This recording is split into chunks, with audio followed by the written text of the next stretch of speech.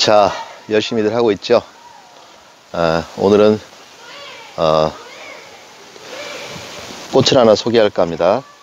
여러분들 왼쪽에 보이는 이 꽃이 동백꽃이라는 꽃이에요. 꽃이 이렇게 생겼어요. 예쁘게 생겼죠. 빨갛고 진하고 그렇습니다. 겨울에서 봄 넘어올 때 제일 먼저 피는 꽃이 이 꽃이에요. 그래서 사실 흰눈이 떨어진 사이에 빨갛게 꽃이 피면 정말 아름답죠. 동백꽃이 제일 유명한 데는 여러분 여수 오동도라는 섬에 가면 동백꽃이 우리 남해안 바닷가에는 많이 피는 꽃이 동백꽃입니다. 우리 지방에서 유명한 동백꽃 산지가 있죠. 잘 모르세요? 여러분 송창식이라는 가수가 부른 선운사라는 노래 있습니다. 우리 동네 그 선운사 말이에요. 고창의 선운사. 동백꽃이 특징이 겨울에 피었다가 봄이 되면서 이렇게 뚝뚝 떨어져요. 그냥 이파리 하나씩 떨어지는 게 아니라 한꺼번에 똑 떨어지는 거죠. 이렇게 빨갛게. 그래서 그 노랫말에 보면 눈물처럼 떨어지는 꽃이라고 이렇게 표현했어요. 동백꽃. 기나긴 겨울을 지나고 이제 봄이 시작되니까 봄을 상징하는 꽃도 보지만 겨울이 끝나가는 꽃도 여러분들이 한 번씩 주변에서 이렇게 봤으면 좋겠습니다. 오늘 그래서 동백꽃, 주변에 아파트 단지나 가까운데 이렇게 빨갛게 피어있는 꽃 보면 저게 동백꽃이구나 이렇게 하면서 그 의미도 한번 생각해 봤으면 좋겠어요. 꽃은 아무튼 예쁘지만 떨어질 때는 참 어찌 보면 허무할 수도 있고 그러긴 해요. 하지만 어쨌든 꽃은 또 떨어지면서 씨앗과 열매를 또 맺는 거니까 또 의미가 있는 그런 과정입니다. 피는 것도 예쁘지만 지는 것은 정말 더 모습은 좀 흉할지 몰라도 아름답다 이렇게 생각했으면 좋겠어요. 왜냐하면 열매를 만드는 과정이기 때문에 더 그렇습니다. 여러분들도 지금 열심히 힘들지만 꽃이 피기를 또 기다리고 있고요. 또 그 과정을 지나면 진짜 중요한 건 꽃보다 중요한 건 열매를 맺는 과정이겠죠. 그러니까 조금씩 힘들더라도 힘을 내고 서로들 간에 화이팅 했으면 좋겠습니다. 자, 오늘 또 준비됐죠? 달려봅시다. 화이팅! 자, 친구들, 토요일 아침에 3월 20일 토요일 아침에 촬영하고 있습니다. 어제 여러분들 직업 관련한 마무리를 하면서 병원을 예로 들었을 거예요. 병원에는 우리가 생각하는 의사, 간호사 두 분의 직업만 보통 떠오르는데 그 일 말고도 여러 가지 직업군들이 있다고 말씀했었죠. 그러면서 병원에서 일하시는 기술 직종의 일부 일하시는 분도 계시고 무보수로 이제 중환자의 마지막을 이제 정서적 관리해 주시는 무보수로 일하시는 분도 계시고 접수라든지 사무일 하시는 분, 행정 원무과에서 일하시는 분들, 그 다음에 서비스로 이제 안내라든지 또는 엘리베이터 도와주시는 분들 여러분들이 계시다고 말씀드렸어요. 우리가 보이기에는 그냥 단순하게 특정 업무만 하는 것처럼 보이지만 그 안에는 다양한 종류의 직업군이 있다는 얘기를 병원을 통해서 우리는 알 수 있습니다. 자, 그리고 다음 페이지 한번 넘어가 보면 회사에 대한 얘기도 있었어요. 회사는 우리가 생각하는 회사 보통 이제 CEO 대표가 있고 대표라고 하는 건 여기서 사장을 말합니다. 그 다음에 관리직 쪽에 기획, 회사 운영의 전반적인 기획을 담당하는 기획부서가 있을 거고요. 그 다음에 영업부서, 마케팅이죠. 마케팅 없으면 사실 회사가 없어지니까 마케팅이 요즘엔 제일 떠오르는 직종입니다. 옛날에는 기획부가 최고였죠. 하지만 물론 기획부도 중요하지만 요즘엔 영업부서가 어찌 보면 앞으로는 또 미래에 제일 대우받는 파트가 될 겁니다. 총 파트. 우리가 생각하는 우리 회계와 관련된 일이죠. 돈과 관련된 거. 어떻게 하면 효율적으로 관리할 것인지 이런 내용들이 있습니다. 그 다음에 그 밑에 이제 팀장, 팀원 이렇게 파트가 나눠져 있다. 물론 이제 회사별로 이렇게 구분하는 건 서로 달라요. 보통은 그렇다는 얘기고요. 자, 그 다음 페이지에 나오는 게 이제 여러 가지 직업군들이 하나. 선생님이 이제 이번 시간 끝나고 다음 시간 여기 이렇게 인터넷 강의가 될 때는 2시간 중에 1시간 파트는 유튜브 영상을 하나씩 할 거예요. 그냥 무작정 하지 않고 직업의 세계라는 게 있죠. 다양한 직업들이 있는데, 이런 직업들이 있구나. 물론 알고 있는 것도 있고 또 모르는 것도 있을 건데, 그래서 그 직업으로 좀 나름대로 성공하신 분들을 다룬 영상들이 있더라고요. 그래서 그게 의미 있을 것 같아서 하나씩 올리려고 합니다. 교과서에 지금 나오는 데는 춤으로 세계를 움직여요라는 사람으로 정진석 씨라는 분이 나와요. 여러분들 케이팝 아이돌 가수들의 선구 여러 가지 이제 지금보다는 훨씬 선배들 거기 지금 책에 나오지만 21, 빅뱅, 보아, 이효리 여러분들 세대보다 훨씬 빨리 있었던 사람들인데 이 사람들의 안무를 지도한 사람들이에요. 지도한 사람이. 그러니까 안무라고 하는 게 낯설지만 그때 당시는 우리는 뭐라고 그랬냐면 백댄서라고 그랬어요. 그러니까 뒤에 춤추는 사람. 그때는 좀 낮춰 부른 말이기도 하죠. 백댄서. 가수의 뒤에서 그냥 춤추면서 분위기 맞춰주는 사람 정도로 느꼈지만 요즘은 그게 아니라 새로운 정말 각광받는 직업이 됐습니다. 어떤 음반을 하나 낸다 그러면 작사 작곡도 중요하지만 사실은 그 앨범 자켓부터 해서 사진 그 다음에 이 댄서 그러니까 동작이 굉장히 중요한 이슈가 됐어요. 그래서 그것만 또 전문으로 하시는 선생님이 계세요. 그러니까 우리 보통 노래 보면 옛날에 우리 세대 때는 선생님 세대 때는 작사자가 누구냐, 작곡가가 누구냐만 중요했는데 지금은 그렇죠. 안무가가 누구냐까지 짠매져서 세 파트가 이루어진 거죠. 노래, 말, 그 다음에 곡은 누가 썼고, 그 다음에 안무는 누가 했냐. 그만큼 중요하다는 의미입니다. 그래서 안무가라는 직업이 지금 생긴 거예요. 이분은 굉장히 선구자 같은 분이죠. 그래서 이분의 노래를 보면 이제 세븐, 신화, 여러 가지 안 한 데가 없어요. 초창기 아이돌, 여러분들 지금보다 한 15년 전, 20년 전 사이에 엄청 활동했던 분입니다. 그래서 유튜브에 이분 안무를 한번 찾아봐도 좋을 것 같긴 해요. 좀 지금 보면 좀 촌스러울 수도 있지만 어쨌든 대단한 분입니다. 그래서 안무가라는 직업이 있구나 라는 걸 알고요. 이분을 이렇게 영상으로 하려다가 여러분이 그냥 찾아보면 좋을 것 같고 익숙하니까 다음 시간에 끝날 때쯤 말씀드리겠습니다만 다른 직업류를 다음 시간, 두 번째 시간 여러분들 금요일 날 수업 시간 저기로 하겠습니다. 이렇게 넘어갈게요. 자, 그래서 이제 두 번째 나오는 게 이제 다양한 직업 생활의 의미와 중요성이라는 내용이 나와요. 직업 생활이 굉장히 의미와 중요성이 있는데 직업 생활에서 중요성이 뭘까? 직업 생활의 개인적 중요성, 그 다음에 사회적 중요성, 그 다음에 고용 형태에 따른 중요성 이런 게 나오는데 그냥 그건 읽어보고 넘어가도록 할게요. 다만 여기 뒤에 가면 표 1-7에 나오는 게 있죠. 직업 생활에 영향을 주는 고용 형태. 고용 형태라고 하는 건 이제 회사에서 사장님이 쉽게 말하면 회사가 나를 어떤 식으로 고용했느냐, 전문직이냐 비전문직이냐 이렇게 나오죠. 그러니까 고능력, 고숙련, 숙련이 돼 있고 잘하는 사람은 전문직이고 그렇지 않으면 비전문직이라고 이제 표현을 하는데 물론 회사에서 전문직, 비전문직이란 용어를 쓰지는 않습니다. 하지만 느낌상 보면 이렇게 정리할 수 있겠죠. 여러분들은 어느 그룹에 속해야 되죠? 당연히 전문직 직군에 들어가야 되죠.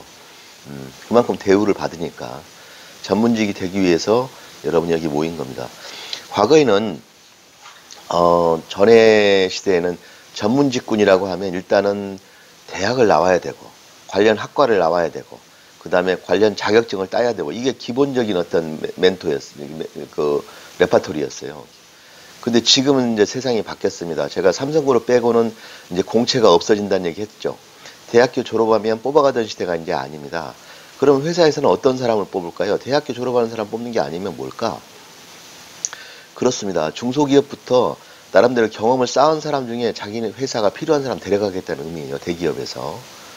그렇죠. 그러니까 이제 앞으로 바뀐 세상은 어떤 학벌이나 이런 내용이 아니라 경력이 있느냐가 더 중요한 내용이 되겠죠. 그래서 여러분 그런 의미에서 보면 특성화고에 온 여러분들은 고등학교를 졸업하고 취업을 바로 한다는 게 당장은 저임금으로 시작할 수도 있겠지만 나름대로 경력을 쌓고 그 분야에서 열심히 잘해서 능력을 인정받으면 대기업에서 그런 사람을 데려가겠다는 뜻이 되겠죠.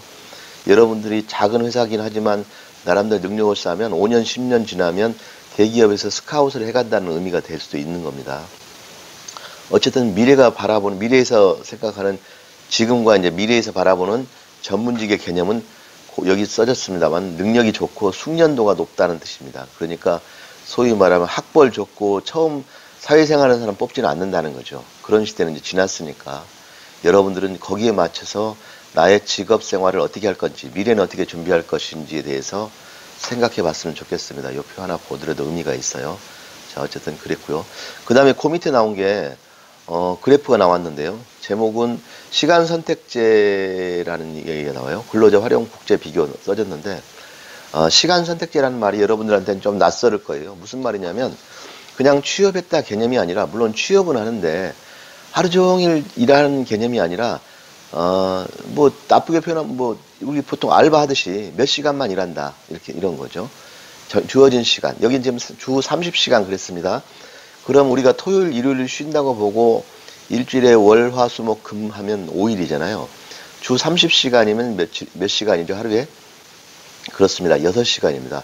그러니까 6시간 미만으로 일하는 사람. 그러니까 한 5시간, 4시간 일하는 거죠, 하루에. 아니면 몰아쳐서 하루에 8시간 하고 일주일에 한 3일 할 수도 있고 4일 할 수도 있죠. 3, 4일 정도. 이렇게 일하는 사람들의 형태입니다. 이게 왜 중요하냐면 서구 오른쪽에 지금 그래프에 나온 것처럼 영국, 호주, 이제 일반적으로, 유럽이나 서구 사회는 이게 일반화되어 있다는 거죠. 파타임, 이런 들어봤죠? 파트타임. 파트타임이라고 하는 말이 사실은 이런 내용이기도 하고요. 그러니까 하루 종일 일에 매여 있지 않는다는 얘기죠. 장단점이 물론 있겠죠. 장점은 뭘까요? 네, 그렇습니다. 네, 회사에 매여 있는 시간이 딱 정해져 있다 보니까 그 외에는 내가 개인적으로 쓸 수 있죠. 뒤에 나오겠습니다만 육아휴직이라든지 아이를 낳는 엄마, 아이를 유치원에 보내고 밥 케어해주면 오전이 지나버려요. 근데 오후에서 뭐 어디 회사 다닐 때도 없고 식당 나갈 수도 없고 이럴 때. 근데 이런 파트타임 같은 경우는 딱 좋죠. 아이를 보내놓고 그 다음 5시간, 6시간씩 일할 수 있다.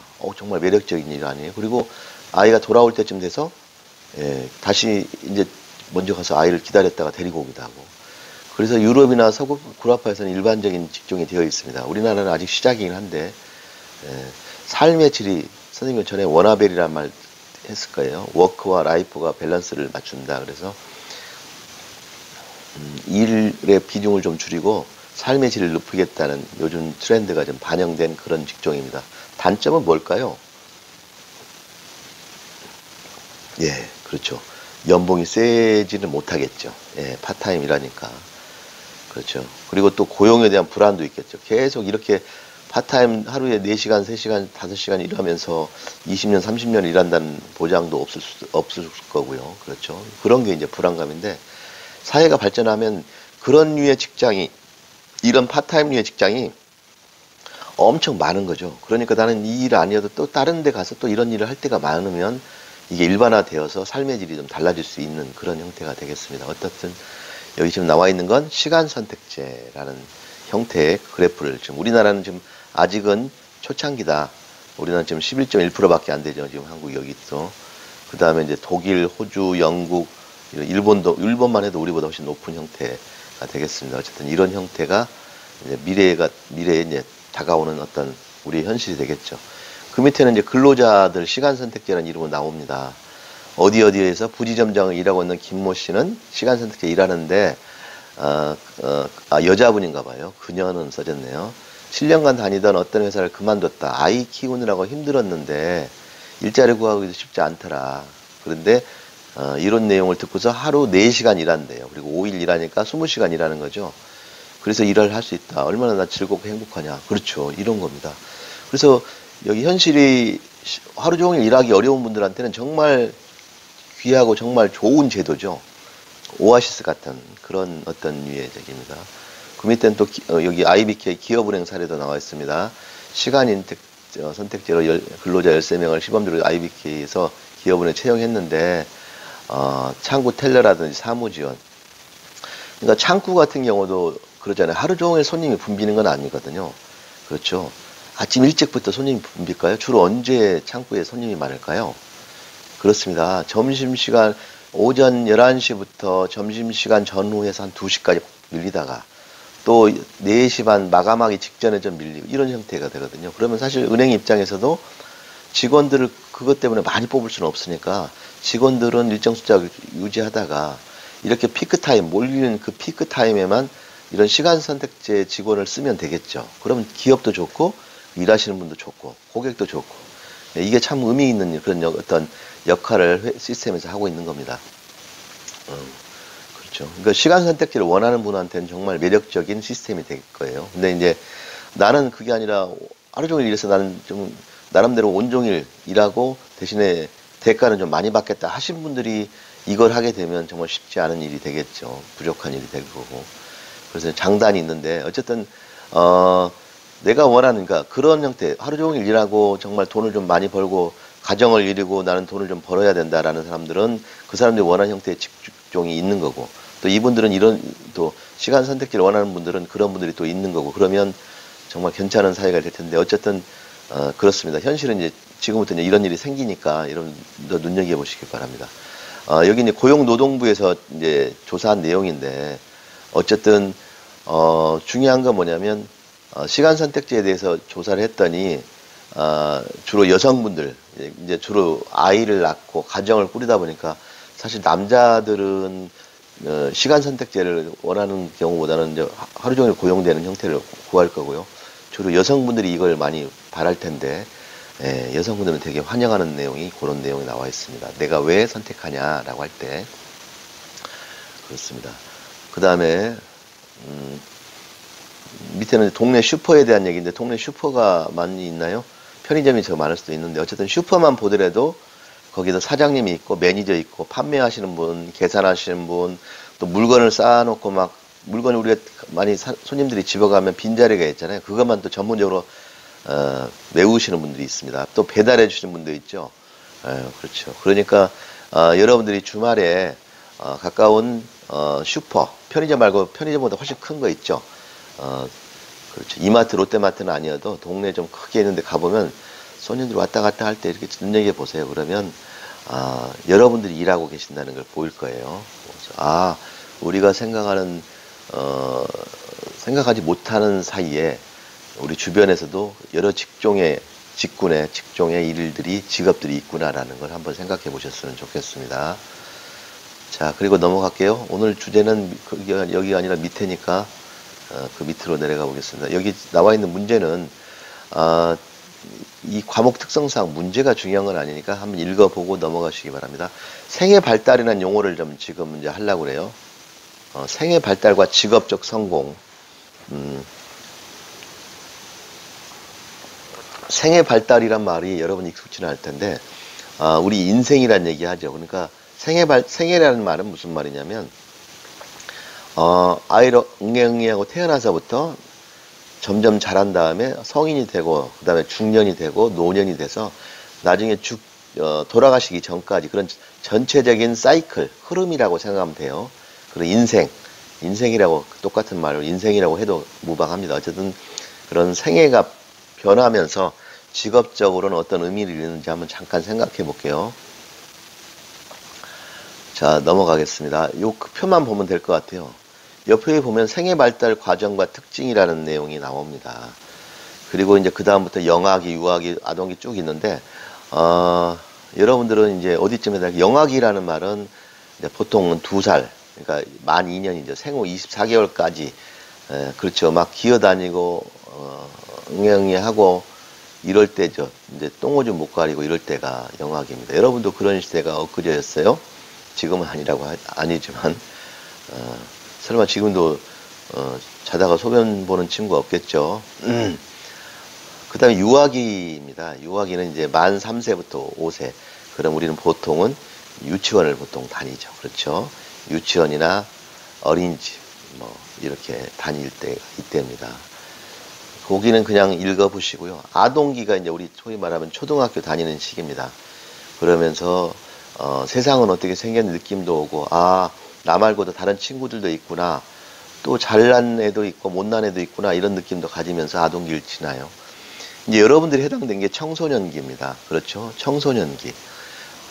청소년기는 이제 중학교, 고등학교 시기를 보통은 말하죠. 자, 중요한 건 청소년기에 이제 여러분들이 이제 성인이 되기 직전이기 때문에 사실은 굉장히 급격한 변화를 이루는데, 문제는 급격한 변화 중에 정신적인 것도 있지만 사실은 신체적인 게 먼저 이루어져요. 그러다 보니까 여러분 몸은 이미 선생님보다 키가 크죠? 그렇죠.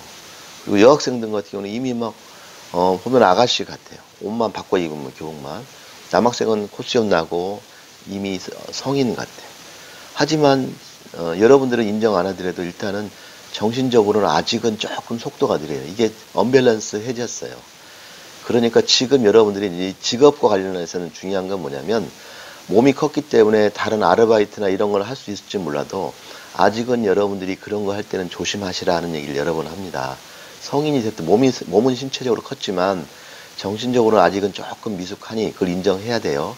그래서 내가 어떤 직업을 할지, 어떤 아르바이트를 할지라도 그것도 곰곰이 잘 생각해야 된다.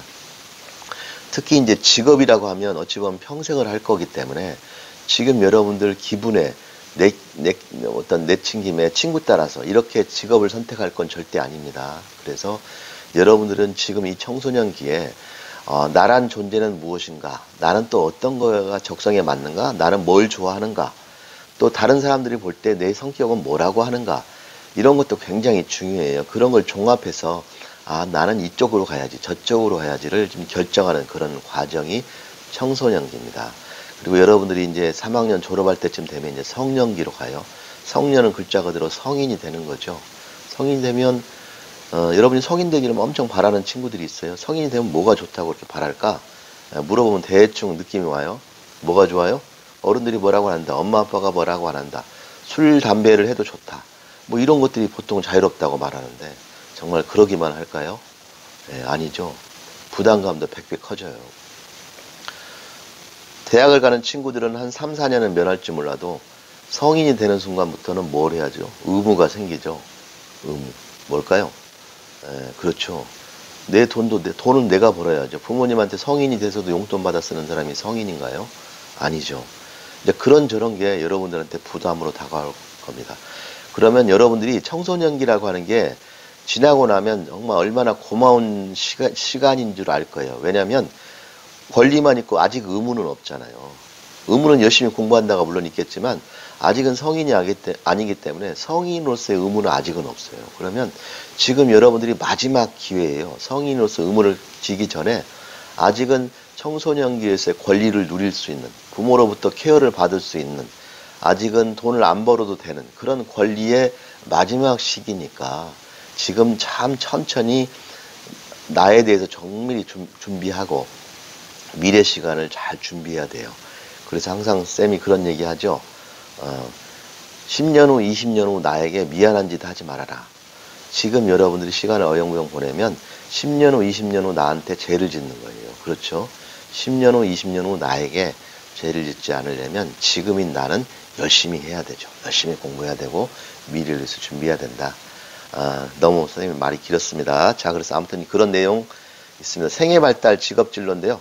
여기 뒤에 나옵니다. 이것만 좀 볼까요? 얼른. 자, 여러분 유치원 때는 일이란 게 뭔지도 잘 몰랐을 거예요. 그냥 아빠가 어떤 일을 하시는지, 엄마가 어떤 일을 하시는 점만 느끼고, 우리 아빠는 일하시느라 바빠, 잘 나하고 안 놀아주셔, 뭐 이 정도가 아마 느낌이었을 거예요. 중학교쯤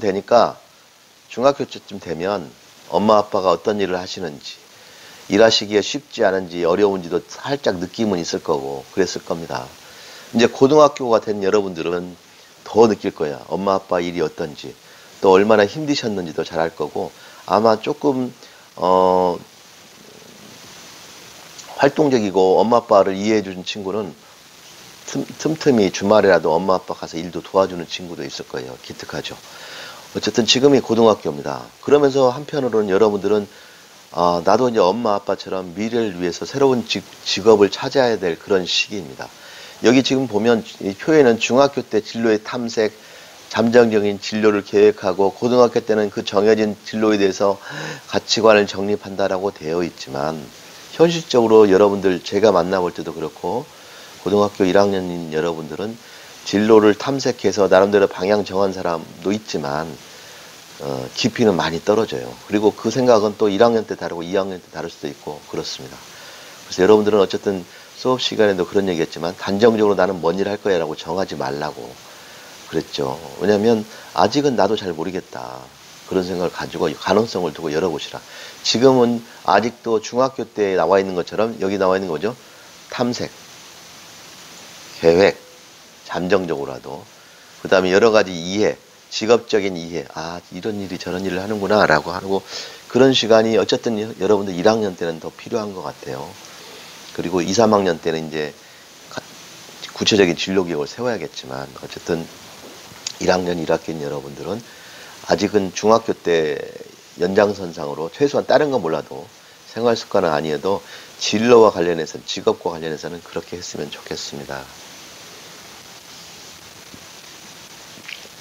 뒷페이지에는 이제 생애 발달 과정에서 직업적 성공 거두려면 뭐가 있을까라고 하는데 그냥 쭉 한번 훑어만 보세요. 근데 저는 이제 요게 느껴졌어요. 자기 이해예요. 여러분 직업을 가지려면 뭘까요? 우리 전쟁에서도 그런 얘기 하죠. 손자병법에 뭐가 나와요? 손자병법이라는 내용이 뭔지 모르면 또 한번 찾아보세요. 네이버 오빠나 형한테.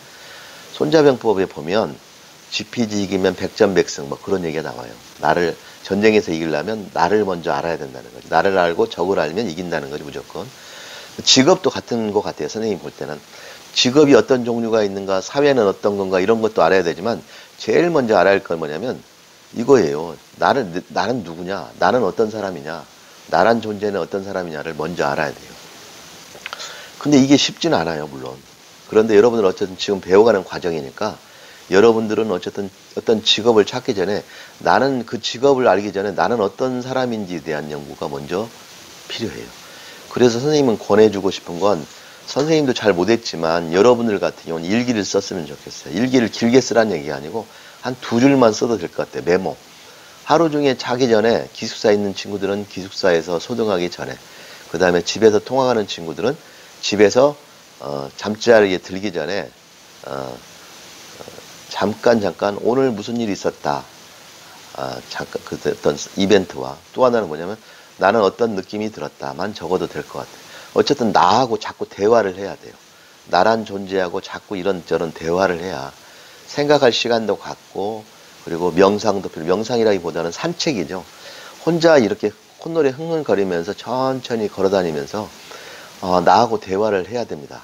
이상하게 들릴지 모르지만 그게 필요해요. 그러면서 여러분들이 스스로를 이해해야 돼요. 아, 나는 이런 사람이구나 라고 자기 스스로 좀 이해해야 된다.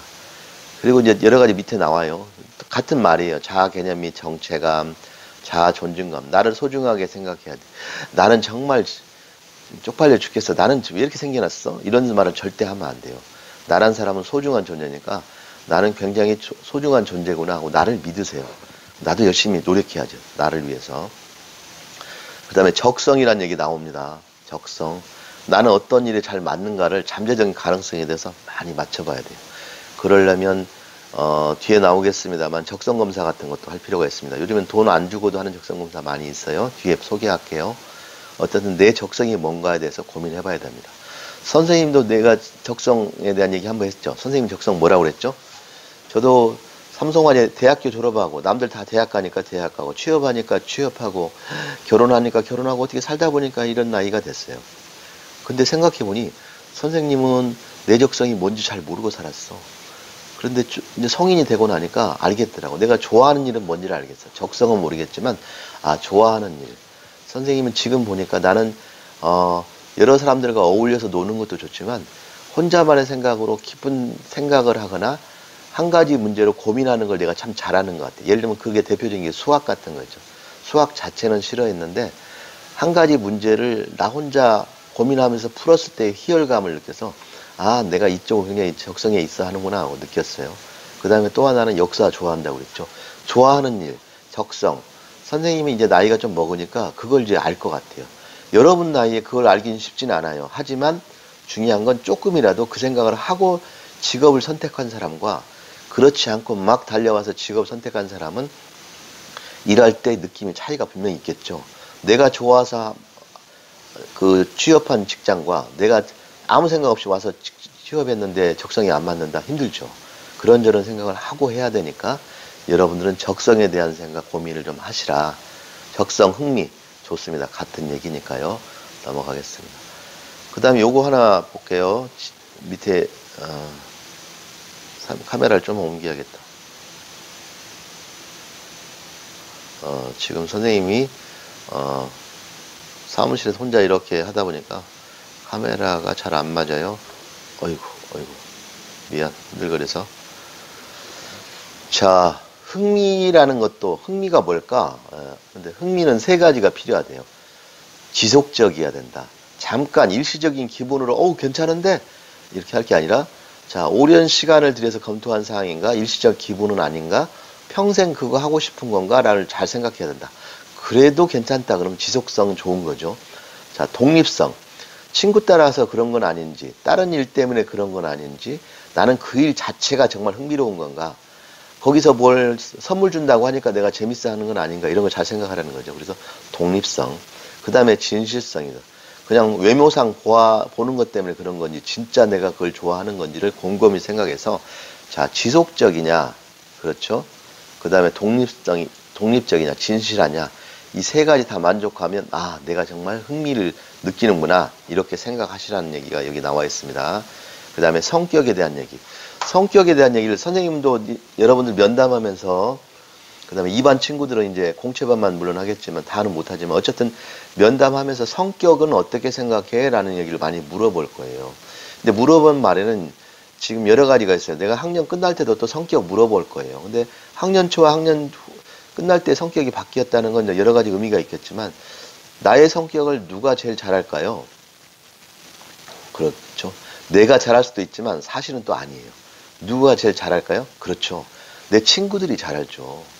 내 성격, 나는 괜찮은 것 같은데 친구들이 볼 때는 저 친구는 굉장히 예민해. 이럴 수도 있고, 나는 너무 막 그냥 아무 생각 없는 것 같은데 저 친구는 꼼꼼해. 이렇게 볼 수도 있는 거죠. 그러니까 사실은 친구들이 나를 바라보는 거울 같은 존재다. 이렇게 생각하면 돼요. 우리가 거울 보면서 이렇게 얼굴에 뭐 묻진 않았는지, 이쁘게 생겼는지, 뭐 이런 거 저런 거 보잖아요. 그죠? 똑같아요.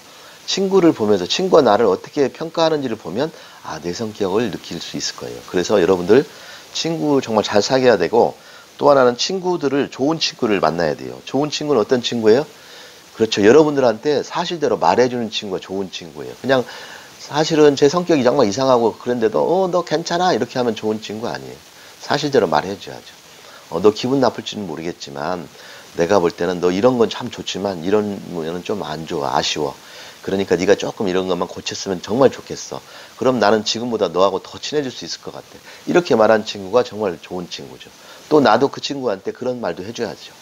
그러면 그런 친구는 고등학교 때 만났지만 선생님 나이가 되도록 한 몇십 년을 친구가 될 수 있어요. 인생을 두고서. 그렇죠. 나중에는 결혼한 부부지간에 서로 만나기도 하고 아이들까지 만나기도 하는 그런 친구 있어요. 선생님도 대학교 때 친구를 이렇게 만나는 친구가 있어요. 몇 명. 그러니까 그런 친구를 되려면 사실은 솔직하게 그런 말을 해줘. 그게 도와주는 거니까. 좋은 말만 할 게 아니라 사실대로 말해준 친구들한테 들어보라. 이게 이제 여러분들 흥미 적성 검사하는 거를 제가 지금 이렇게 보여주는 건데요. 고용노동부에서 다 하는 사이트들입니다. 청소년 직업 흥미 검사. 한 30분 걸릴 건데, 어디 치면 되냐면 고용노동부 워크넷 이렇게 치면 이런 내용들이 다 나와요. 그 다음에 고등학생 적성 검사, 직업 가치관 검사, 진로 발달 검사. 언제 시간이 되면 선생님과 같이 한번 해보겠지만, 여러분들 시간, 지금 현재는 일주일간 집에서 이제 온라인 수업을 해야 되니 남는 시간에 뭐 하겠어요? 이렇게 들어가서 한번 해보시라 하는 말씀 드리겠습니다. 경험 있는 친구들은 다다음 주 월요일날 복귀할 때 선생님하고 이런저런 얘기 한번 나눠봤으면 좋겠습니다. 여기 그림에 나오는 게 지금 그동안 있었던 여러 가지 적성, 여러 가지 그 다음에 자아 개념, 흥미 써져 있는데, 결국은 내가 어떤 직업을 선택하냐를 따질 때 제일 중요한 건 나란 존재가 무엇이냐, 그 다음에 여러 가지 사회적인 거, 적성, 흥미 여러 가지를 고려해서 직업을 선택해야 된다라는 얘기 했습니다. 자, 이게 여러분들 이제 이번 주에 있는 2시간 중에 첫 번째 시간이었고요. 자, 두 번째 시간은 이제 금요일에 봐야 될 두 번째 시간은 직업의 세계 첫 번째 편으로 특수 분장사 일을 하시는 선생님을 하나 소개할 분이 할 거예요. 이분은 원래 영화 배우를 하셨던, 선생님 어렸을 때 영화에서 본 기억이 있어요.